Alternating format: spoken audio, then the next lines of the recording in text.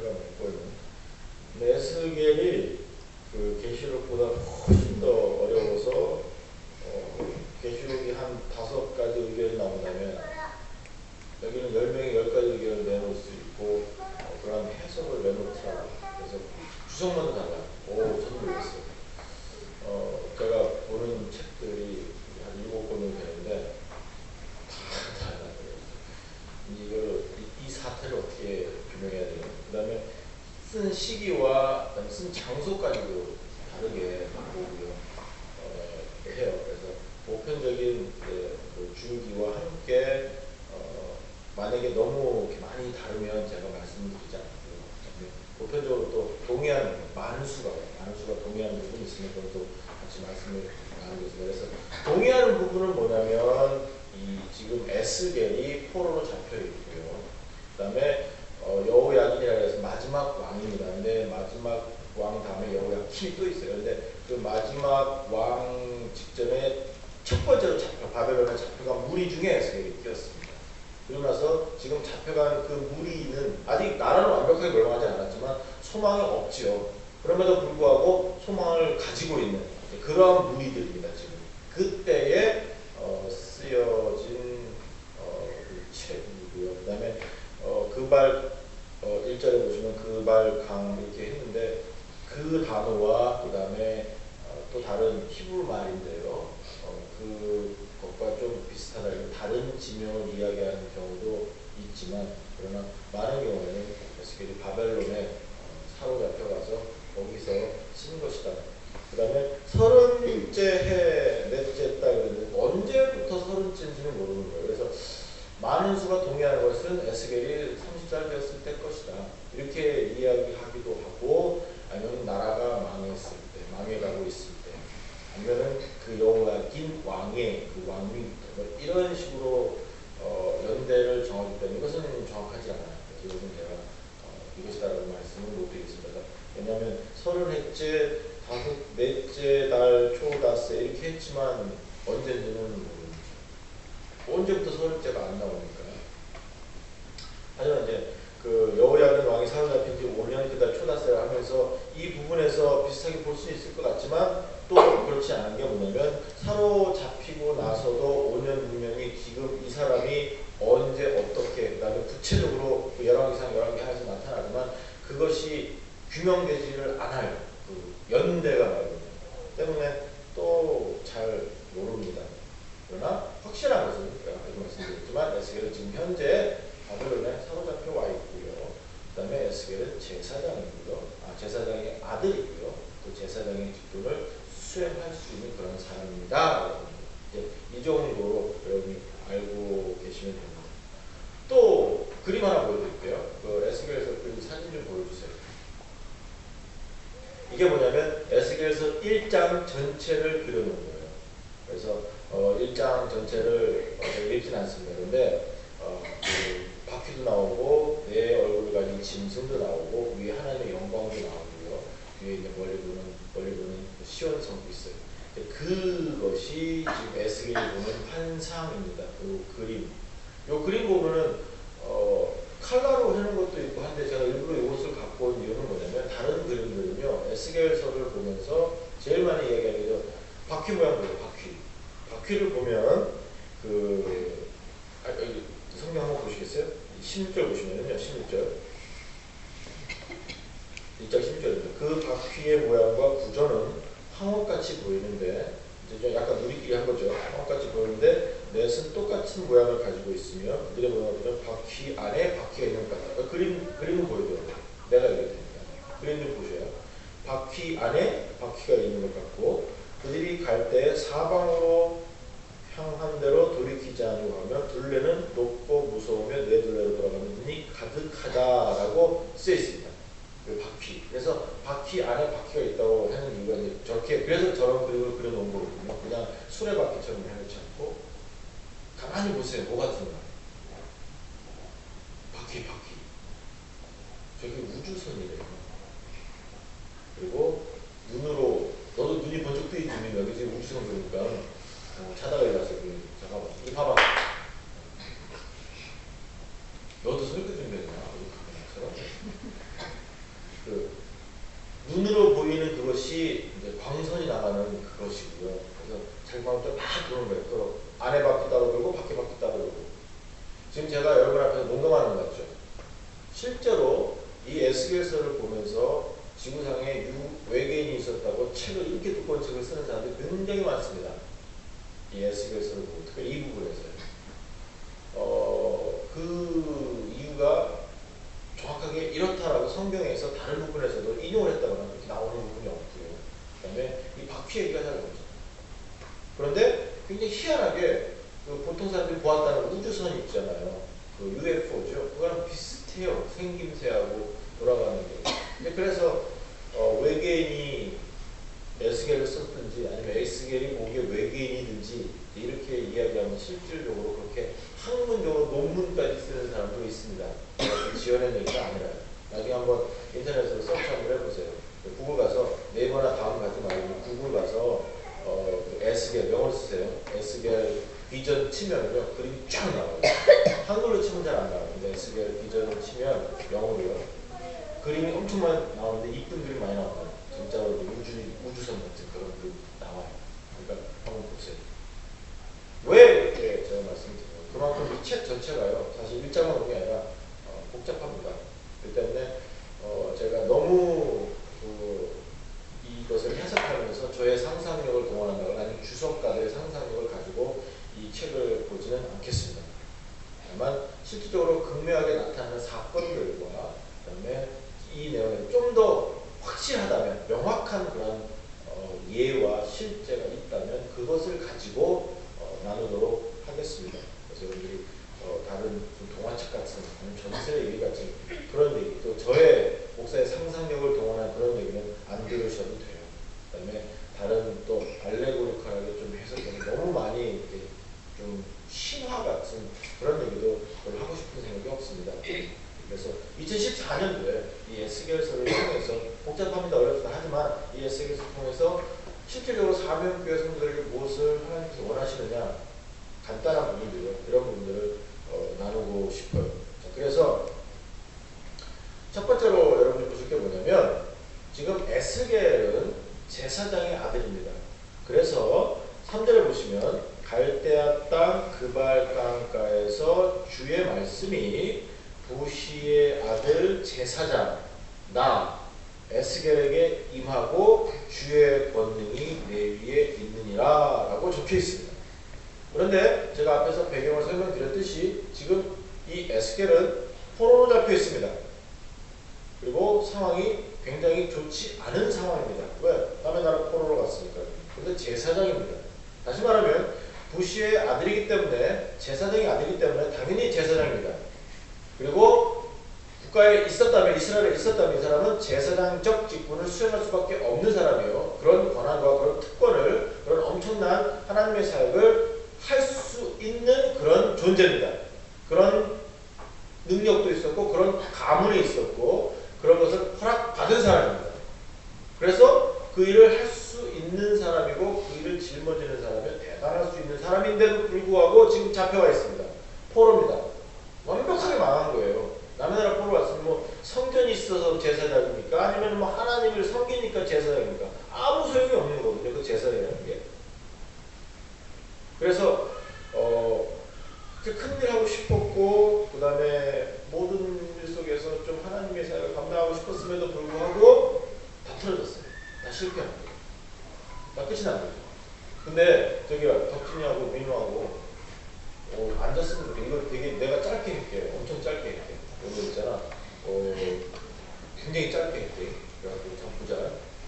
덕진아, 알았지? 이게 들고 엄청 짧게 할게. 좀 짧게 할게. 너네도 진선이 됐어. 오늘 진선이 그렇게 정신 말똥말똥 하냐? 고맙다. 진선이처럼 하시다. 민우야. 옷들을 벗으면 안 되겠네. 더워서 졸려. 그래, 한번 해봐.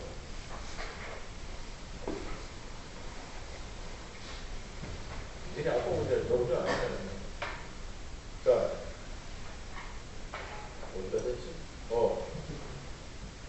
에스겔이 자기가 바랬던 그런 것들이 다 없어졌어요. 사라졌어요. 소망이 없습니다. 끝났습니다. 인생 종 쳤습니다. 막장입니다. 그런데 그 에스겔에게 3절에서 하나님의 말씀과 하나님의 권능이 특별히 임했습니다. 저는 이 부분을 말씀드리고 싶습니다. 하나님께서 에스겔에게요, 뒤에 보시면 28절에 가면 28절에 가면 하나님의 영광도 보여주십니다. 그래서 하나님께서 환상을 보여주시는데 단순한 환상이 아니라 하나님의 위대한 영광들이었습니다. 그냥 바퀴도 있고 내 얼굴 가진 짐승도 있고 아니 다른 여러 가지 환상들이 있었어요. 그럼에도 불구하고 정말로 중요한 것이 뭐냐면 하나님의 영광이었습니다. 그 에스겔에게 지금 하나님께서 보여주시는 하나님의 특별한 선물이죠.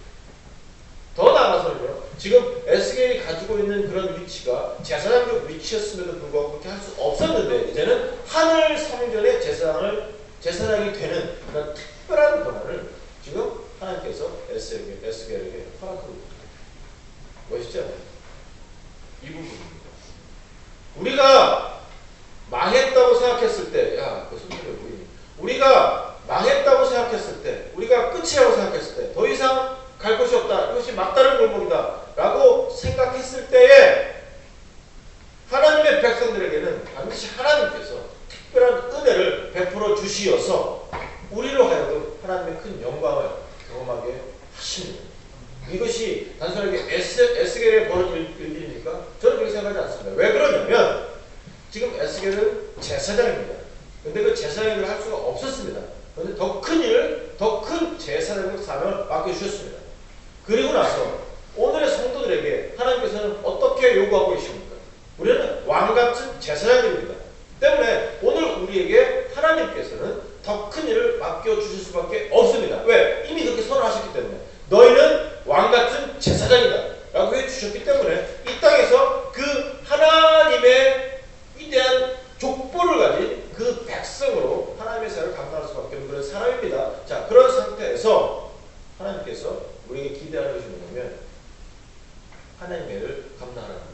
그때 하나님께서 먼저 하시는 게 뭔지 아십니까? 이게 바로 하나님의 말씀과 하나님의 권능입니다. 특별함이 있다는 겁니다. 망하는 자리에, 끝나는 자리에, 아무 소용없는 자리에, 정말로 소망 없는 자리에서 우리에게 주시는 하나님의 위대한 은혜와 사랑이 있다는 것입니다. 오늘 성도 여러분, 이 하나님의 위대한 사랑과 은혜를 체험하시기를 간절히 소원합니다. 우리가 무엇을 기대하겠습니까? 어떤 소망이 있으십니까? 정말로 어떤 상태에서 나는 그래도 괜찮다라고 말씀하시겠습니까? 사실 마음에 안 드는 게 더 많잖아요. 마음에 드는 것보다 마음에 들지 않는 부분, 해결되지 않은 부분이 더 많지 않습니까? 해결된 부분이 더 많다면 축하드립니다. 그럼에도 불구하고 끊임없는 날들 가운데 한번 모아보세요. 어느 것이 더 큰가? 내 마음에 안 드는 게 더 많습니다. 피곤한 게 더 많습니다. 짜릿한 감도 있겠죠. 그럼에도 불구하고 더 다른 부분이 더 있어요. 좋지 않은 부분 말입니다. 실망시키는 부분 말입니다. 좌절할 수밖에 없는 부분이 말입니다. 그런 인생에게 하나님께서 말씀하십니다. 나의 권능이고 너는 왕같은 제사장이다. 이 하나님의 음성을 들으실 수 있는 여러분 되시기를 주님의 만나기 축원합니다. 제가 오전에도 말씀을 드렸지만 사실 오후에 이런 말씀을 나누면서 어려워요. 그리고 제가 왜 에스겔을 했을까 앉아서 한탄도 했습니다. 그리고 주일에 또 그런 일이 발생하면서 참 고민도 많이 해서 굉장히 막 민감해지면서 피곤하기도 했습니다. 하지만 그럴 때 제 얘기를 합니다. 그럴 때에 또 하나님이 주시는 그런 하나님의 특별한 다른 채워주심이 항상 있는 것을 발견해요. 목회하면서 끊임없이 느끼는 거예요. 성도들에 대해서 아니면 상황에 대해서 교회가 처한 그런 모습들과 문제들이 생길 수가 있어요. 문제들도 있고. 그런데 그러한 것들 이상으로 하나님께서 목사에게, 성도들에게, 교회에 채워주시는 하나님의 특별한 은혜들이 있어요. 그걸 볼 때 한 주도 빠짐없이 그랬을 때 참 하나님께서 얼마나 이 교회와 얼마나 성도를 사랑하시는지를 매일매일 배우게 되거든요. 오늘 여러분 이 말씀 그냥 넘기지 마세요. 그발 강가에서 주의 말씀이 우시 아들 제사장 나 에스겔에게 특별히 임했다.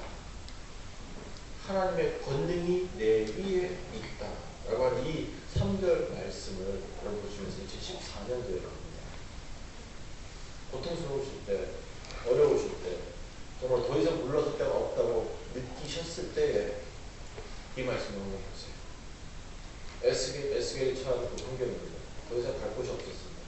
오죽하면 그 강가에 가서 다른 데서는 예를 들지 못하니까 그 강가에서 하나님 찾겠습니까? 제사장이 말입니다. 누가 성전도 없었습니다. 따르는 사람도 없었습니다. 참 불행한 인생이었습니다. 그런데 그때 하나님의 권능이 있습니다. 하나님 말씀이 있습니다. 특별히 있습니다.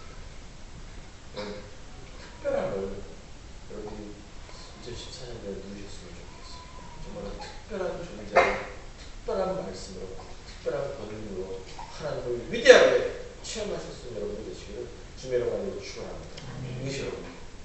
그래서 사역자 수련회 때도 마찬가지예요. 제가 말씀을 준비하지만 결국에 특별함을 특별함으로 누리기 위해서는 여러분이 준비하셔야 되겠죠.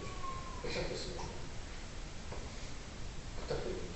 여러분이 정말로 그러한 준비가 되셨으면 좋겠어요. 마음 같이 심령과 그리고 2014년도에 하나님 어떻게 쓰시는지 기대도 하셨으면 좋겠어요. 우리 교회를 어떻게 하실지 기대되지 않습니까? 그냥 이대로 그냥 그만 간다면 사실 교회가 교회 아니죠. 실패했다고 보셔도 됩니다. 그러나 그렇게 하진 않으시고 저는 그렇게 믿습니다. 때문에 여러분을 지켜보세요. 어떻게 하나님이 지휘하시는지 그 하나님을 특별하게 해주시는 권능과 말씀으로 인도해주시는 그 하나님을 체험하셨으면 여러분들 되시기를 주의 영광들이 축원합니다. 그런데 그 말씀에 대해서 좀 더 나누기를 원하는데 뭐냐면 4절에 보시면요. 그 환상 속에서 내가 보니 라고 하면 환상이 시작됩니다. 그래서 북쪽에서부터 폭풍과 큰 구름이 오고 그 속에서 불이 번쩍번쩍하고 빛이 그 사방을 비치며 구름 가운데 단새 같은 것이 나타나고 그 다음에 네 생물이 있고 생물이 어떤 모양인지 쭉 설명하고 그 다음에 바퀴 나오고 뭐 다른 게 쭉 나와요. 그 다음에 궁창의 생물들 뭐 천사 날개 2개 하는 여러 가지 이제 내용이 나오는데 그 시작이 뭐냐면요. 그 먹구름과 폭풍입니다.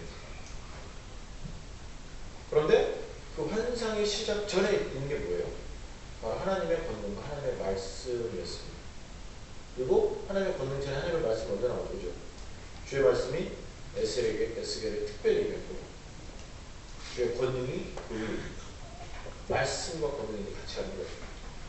그런데 그러고 나서 환상의 시작이 먹구름입니다. 그렇게 말을 배우는 거예요. 제가요 그 영향을 받는 것 같아요.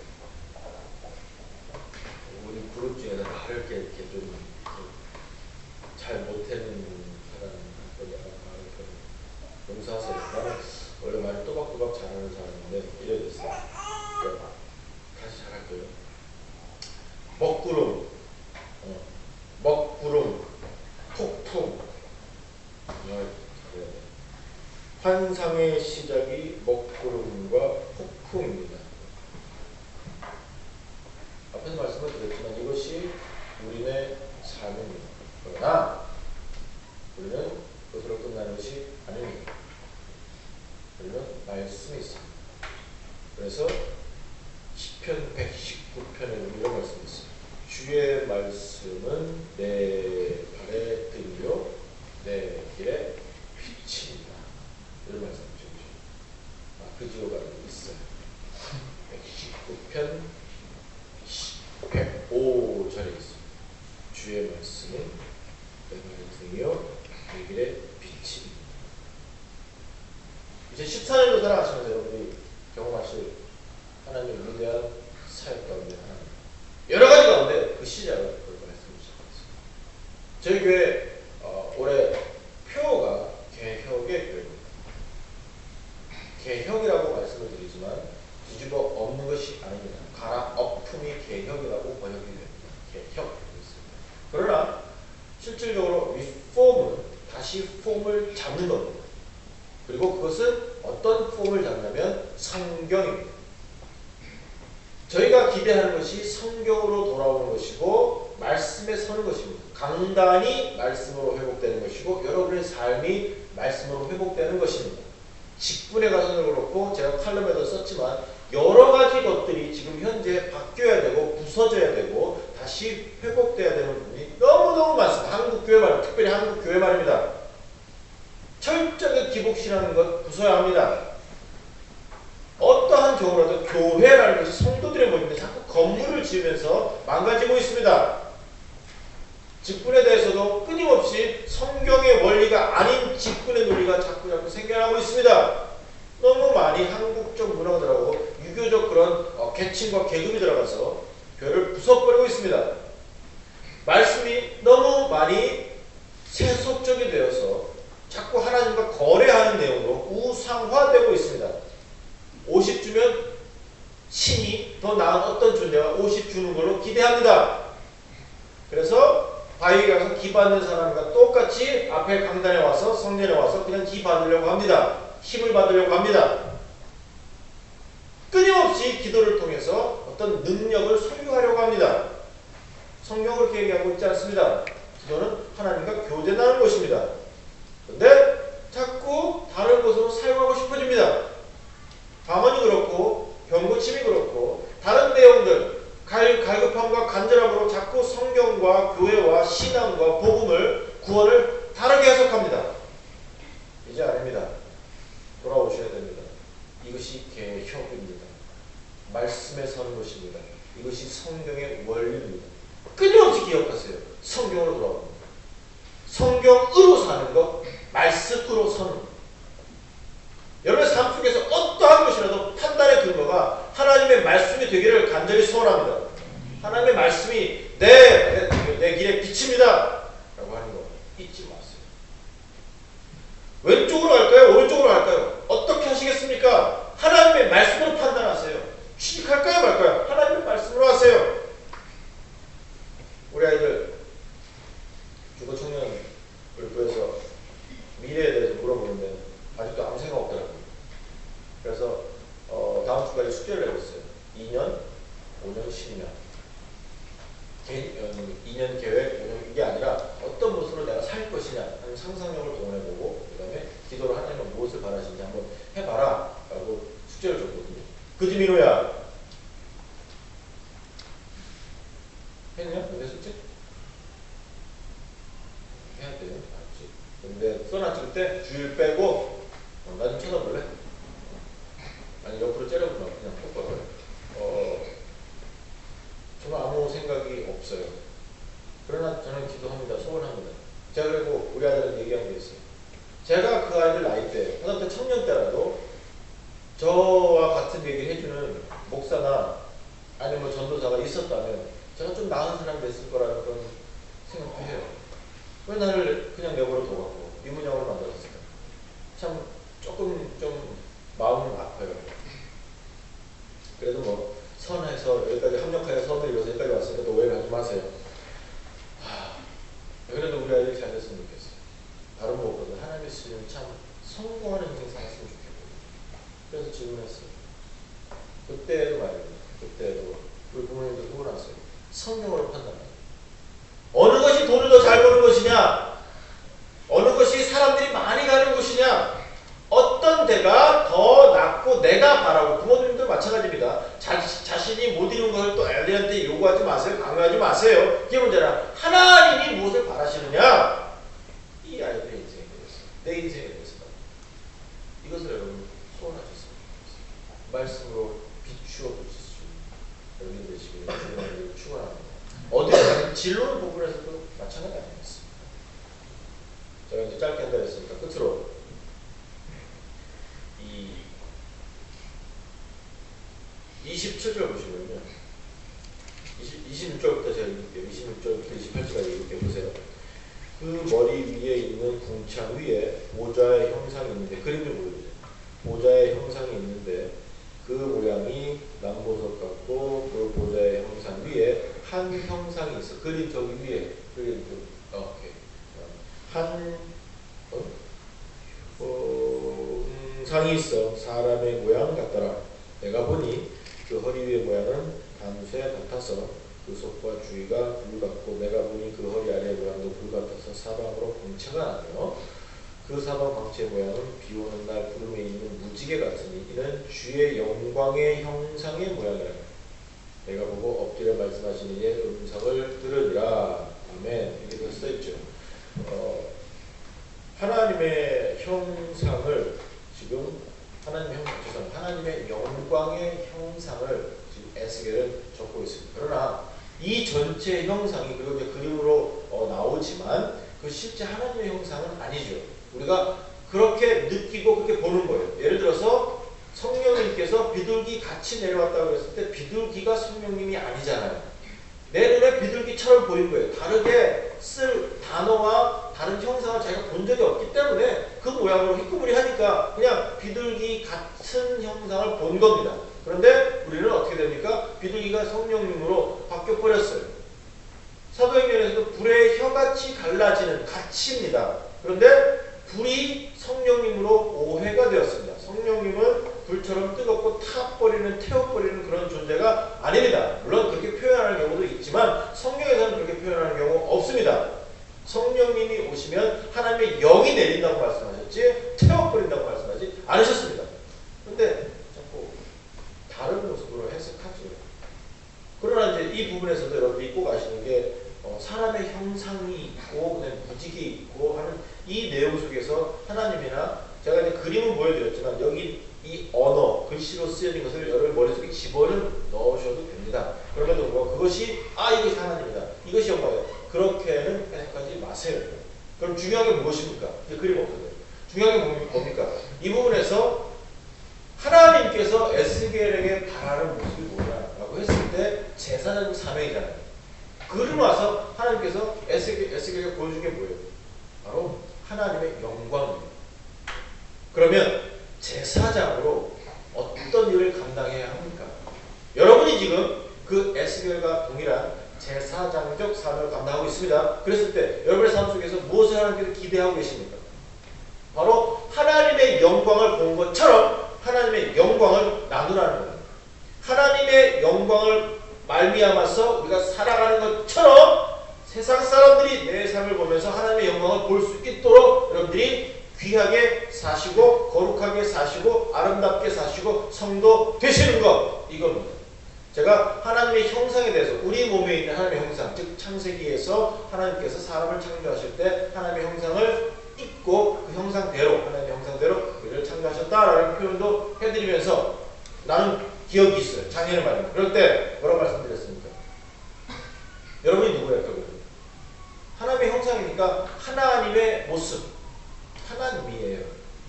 신적인 존재가 아니라 그 형상으로 하나님을 대표하는 그런 모델이라는 거예요.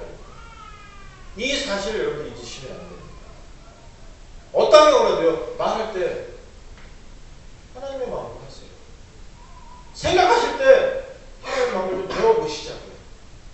걸으실 때, 식사하실 때, 대화 나누실 때 어떤 경우라도 하나님의 그 마음을 좀 배우셨으면 좋겠어요. 동일하게 에스겔이 하나님의 형상을 봅니다. 하나님의 영광을 봅니다. 그 영광 같은 것을 느낍니다. 여러분을 보면서 세상이 그 하나님을 배울 수 있었으면 좋겠습니다. 여러분의 삶을 보면서 세상이 하나님을 체험하기를 간절히 소원합니다. 그래서 올해 저희의 목표 안에 저희 3M을 써놨죠. 모델링이라고 적어놨는데 그 세 가지 중에 하나는 본이 되었으면 좋겠어요. 그 하나님의 그 모습을 드러냈으면 좋겠어요. 여러분이 사는 그런 삶의 모습을 보면서 그래서 소원합니다. 저희 사명교회가 2014년도에는요 다른 교회의 본이 되고 다른 성도들의 본이 되었으면 좋겠습니다. 왜요? 하나님께서 그렇게 제사장으로 부르시고 그 영광을 보여주신 것처럼 우리에게도 보여주십니다. 여러분 말씀 보시잖아요. 구체적으로 체험하시잖아요. 꿈속에 봐야 된다고 뭐 그것이 환상이 아니죠. 말씀을 여러분은 이미 체험하고 계십니다. 자, 그랬을 때 어떠한 모습으로 살아가시겠습니까? 사명교회 성도는 구체적으로 부탁드리겠습니다. 이 땅의 본인이 되시기를 간절히 소원합니다. 어떠한 경우라도 이 땅의 본인이 되세요. 좋은 본인이 되세요. 자녀들에게 좋은 신앙의 모습을 보여주세요. 여러분 주변의 많은 백성들에게 하나님을 나누실 수 있는 여러분이 되시길 주님의 말들을 축원합니다. 기도하시겠습니다. 자, 그래서